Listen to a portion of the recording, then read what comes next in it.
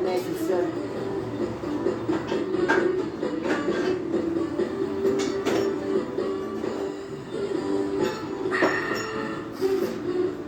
این آب معدنی ها مزه بهتری داره. سلام. دیگه چی شده؟ اینو بنداز دور. نمیخوام آشغال دور برمی باشه.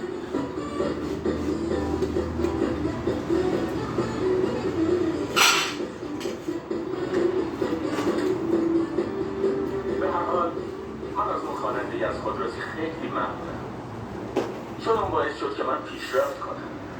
ازش خبر داری؟ میدونی الان داری چیکار میکنی؟ مدت هاست که اونو جوی ندیدم. نمیدونم کجاست یا چی کار داره میکنه. یا اگه این برنامه رو میبینی با من تماس بگیر. خیلی ممنون.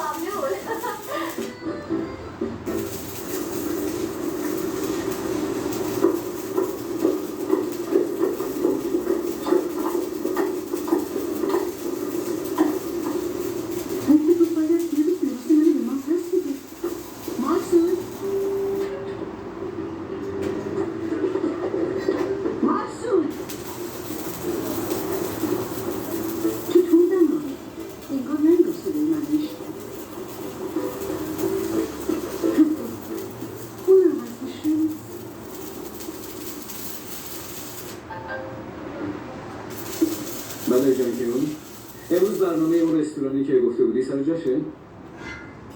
اما چرا برنامه به هم خورده؟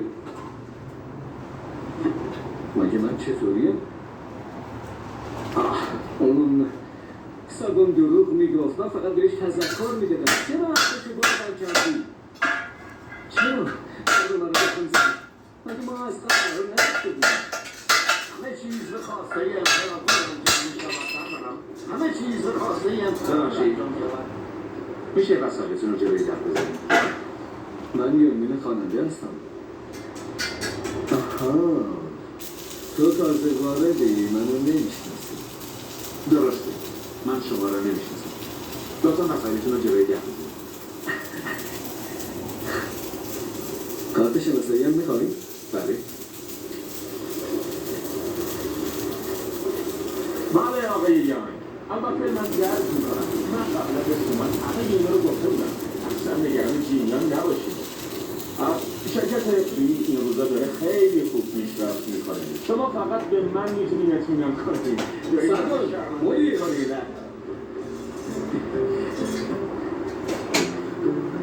منم پایوندی. تو برای چی اومدی اینجا؟